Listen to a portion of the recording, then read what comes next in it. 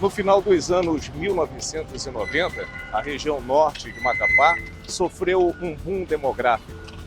Esse crescimento populacional também veio acompanhado de muitos problemas. Um deles foi exatamente aqui, na malha viária. O trânsito, até então leve, acabou se tornando pesado. Houve o estrangulamento do trânsito.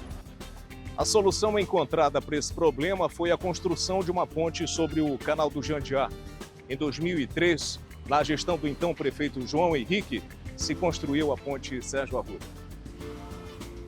Com papel importante na ligação entre a região central e a zona norte de Macapá, inicialmente a ponte Sérgio Arruda operava nos dois sentidos, mas problemas técnicos levaram à mudança no trânsito.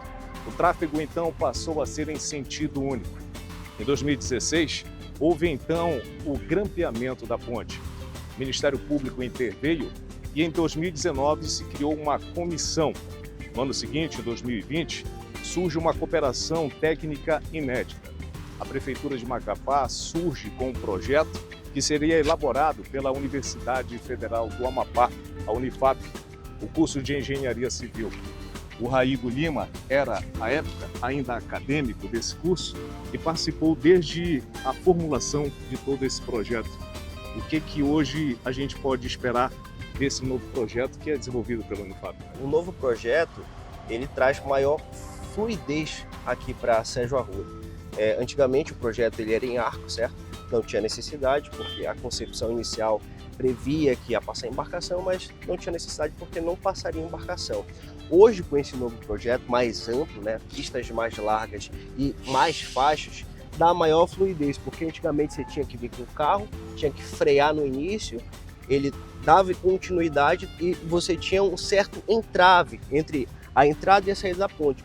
Hoje não, quem vem, você vai ter maior fluidez no trânsito, isso vai dar agilidade no trânsito, melhorando a mobilidade urbana da cidade como um todo. Esse projeto foi pensado a muitas cabeças. Vamos caminhando um pouquinho aqui para a gente poder falar sobre esse projeto. O que é que diferente da outra ponte nós temos dentro dessa concepção? Bom, essa ponte aqui, como eu havia falado, ela é mais ampla, ou seja, eu tenho maior número de faixas, são 4 faixas, 3 faixas no sentido sul-norte e uma faixa no sentido norte-sul. Isso vai dar maior mobilidade urbana para a cidade, né? E vai facilitar a vida de todo mundo no trânsito como um todo.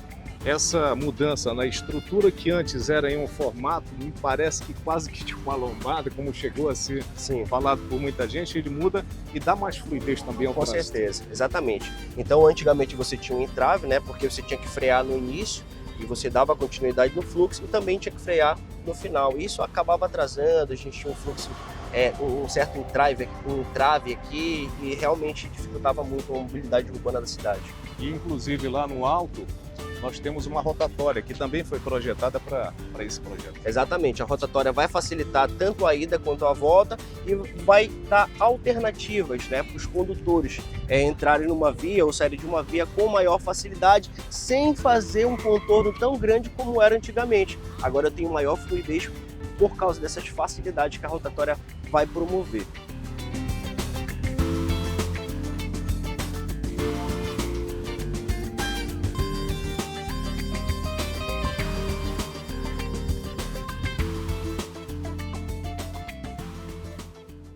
O que muitos sabem é de um nome que foi emprestado a uma estrutura gigantesca de concreto.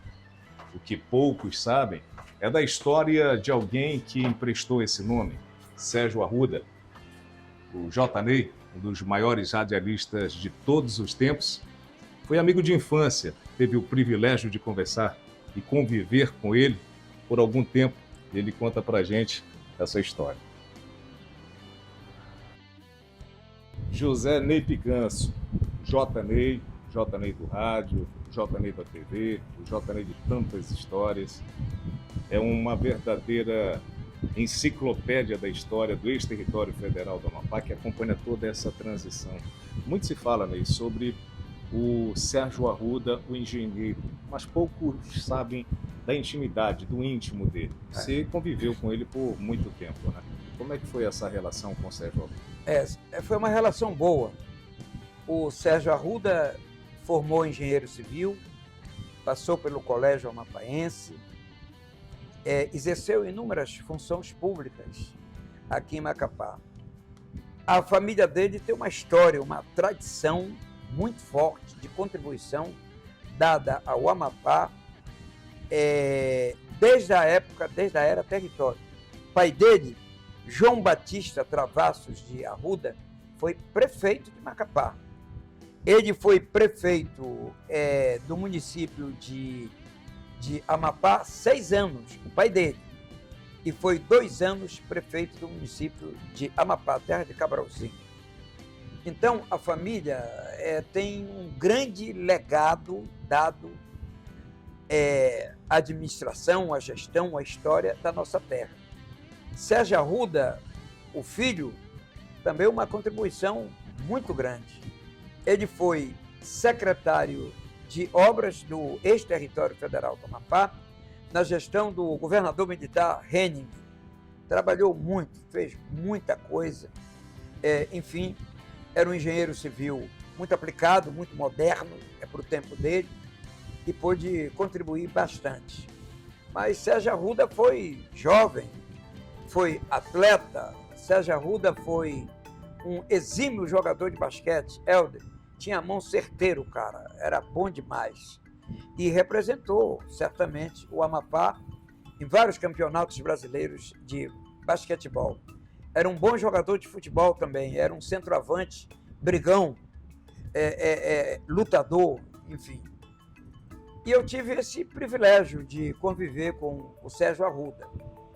E eu quero aproveitar o ensejo dessa entrevista para dizer, até em nome da emissora, a TV Equinócio, a Rádio Equinócio, dizer muito obrigado à família do Sérgio Arruda por tudo que eles fizeram pelo Amapá, pela sua gente, pela sua cultura, pela sua tradição. Doutor, você é uma pessoa extremamente ligada ao rádio, respira, vive. É como se a sua segunda pele fosse o rádio ao longo de tanto tempo. E um dos grandes presentes deixados em vida nessa terra pelo Sérgio Arruda, aos poucos amigos que ele tinha no seu íntimo pessoal, veio em forma exatamente daquilo que você faz todos os dias, de domingo a domingo, que é a música. Queria que você falasse desse presente deixado. Olha, o Sérgio Arruda, ele em vida sempre foi meu ouvinte de rádio. E ele era apaixonado, fã da Ana Carolina. E quando essa paixão dele pelas músicas dela, ela era jovem, estava se lançando na música popular brasileira. E ele me pedia sempre para tocar músicas dela, da Ana Carolina. Eu aprendi a gostar dela por causa dele, a prestar atenção na Ana Carolina. Depois ele morreu. A irmã dele, a Ana Lúcia, Ana Maria, ela está viva, ela é mãe da doutora Ivana Sei, mora com ela. Então, depois que ele morreu, a Ana estava em Belém e veio para ver as coisas dele.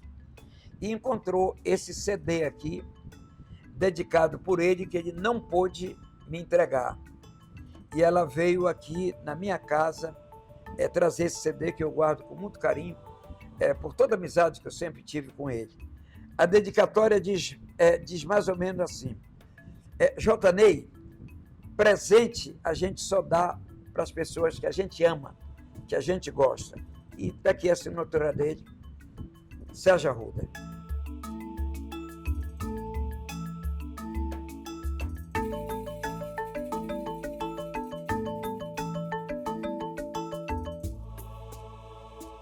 Muito se fala sobre os feitos, as obras imponentes construídas pelo engenheiro Sérgio Arruda.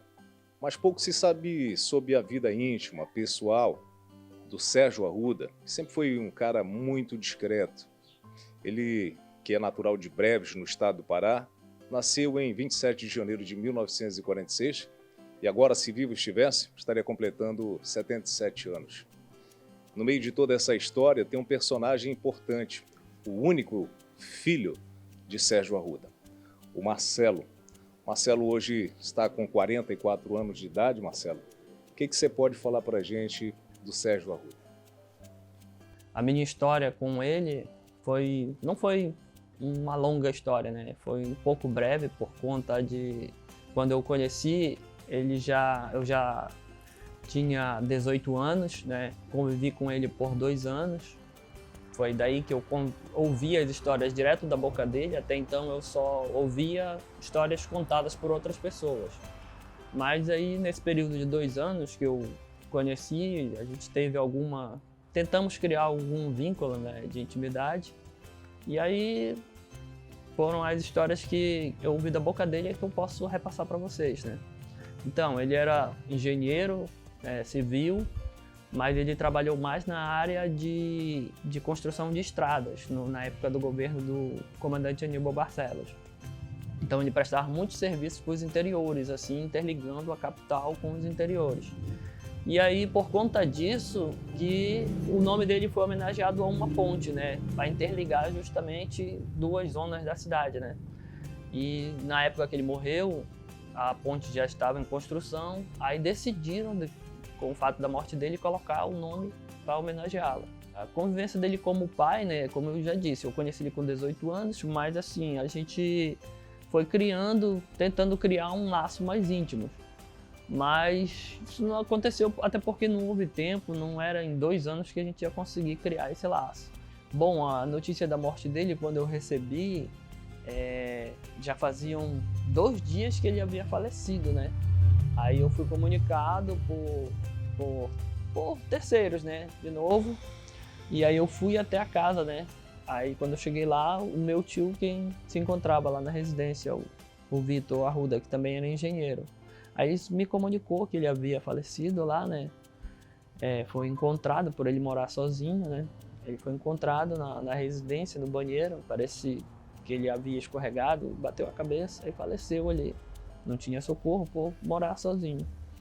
E aí, daí o corpo dele já tinha sido até enviado para a cidade dele lá, onde os pais dele moravam, né? A gente estava construindo uma relação, né? Uma relação, poderíamos até nos tornar amigos, né? Aquela coisa íntima, aquela relação de pai e filho. Nós estávamos construindo ainda. Infelizmente foi interrompida por essa fatalidade, né? Foi um acidente doméstico, né? Mas aí a gente fica com aquele sentimento que a coisa poderia ter fluído melhor. Mas infelizmente não foi assim que Deus achou que tinha que ser. Mas graças a Deus eu pude conhecê-la, né? Ainda antes, né? Desse fato ter acontecido. Sérgio Benedito Moura de Arruda. O Sérgio Arruda nasceu no dia 27 de janeiro de 1946 na Maternidade Geral da cidade de Breves, no Pará, e morreu em 13 de janeiro de 2001 em Macapá, aos 54 anos de idade. Na certidão de óbito, assinada pelo Dr. Rosene Ferreira, consta como causa-morte uma hemorragia digestiva. A vida discreta do grande engenheiro, que tem o nome cravado em importantes históricas obras como o Hotel Macapá, a sede da OAB Amapá e, claro, a Ponte Sérgio Arruda, encerrou com o mesmo silêncio e discrição. O corpo foi trasladado para o estado do Pará, onde foi sepultado. Agora, quem trafegar entre as zonas central e norte de Macapá saberá que a ponte é muito mais do que uma simples ligação entre 2 regiões. Ela é um pedaço da própria história.